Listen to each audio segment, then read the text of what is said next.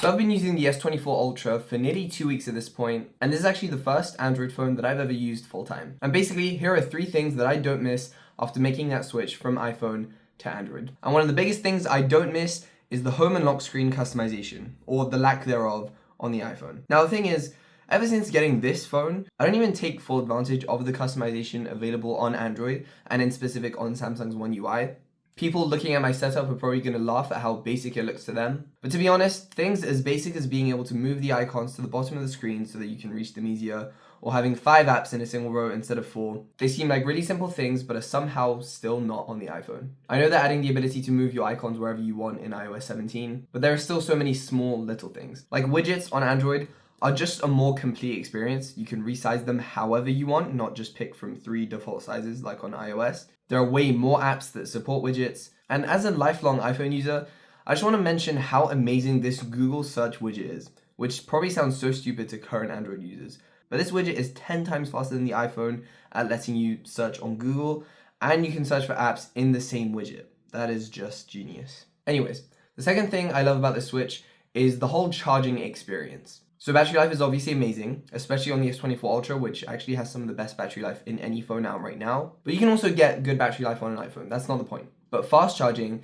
basically eliminates the need for me to charge my phone overnight, which probably also gives battery health gains as well. But also USB-C. I know the iPhone 15s finally have USB-C, but this is my first USB-C phone, and I can confirm being able to charge your phone, laptop, iPad, and headphones with the same connector is pretty great. Next up, we have the build quality, which again is specifically pretty amazing on the Galaxy S24 Ultra. But to be honest, having a phone that doesn't have the exact same design language as the iPhone, which has stayed pretty consistent for a long time, is very refreshing. No notch, or no dynamic island for that matter, razor thin bezels all the way around, and also I feel like we really underappreciate the boxy design of the Galaxy Note lineup over the years. This is one of the very few boxy phones like this with the sharp corners, and I'm a huge fan. It feels more premium, looks great, and despite what some reviewers say about the sharp corners being annoying to hold, I haven't had that issue at all, unless you literally press the corners into your hand. So those were 3 positives that came from the switch from iPhone to Android, but there are definitely some things that I miss from my old iPhone. First thing is 100% AirDrop.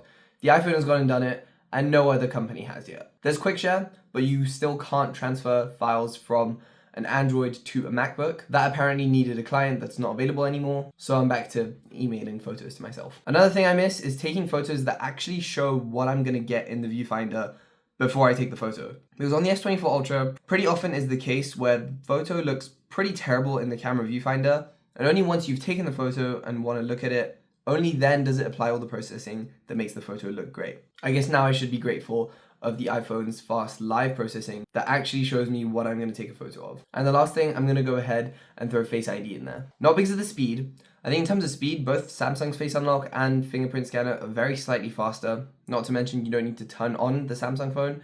You can just hold your finger on the sensor and it'll immediately unlock. But because of the consistency, Face ID just works so much faster than either of the unlock methods on the Samsung phone, mainly with the fingerprint scanner. Like, it's great and all to have your phone unlocked and be able to turn it on with one touch, but even after a week of using it every day, I still pretty frequently miss where the touch scanner is, and it sometimes takes me like 2 or 3 tries to be able to unlock my phone. So I have just gone back to exclusively using Face Unlock on the S24 Ultra. But that's pretty much it for things I admittedly miss from my old iPhone. So hopefully you enjoyed this video, found it useful, and I'll catch you guys in the next one.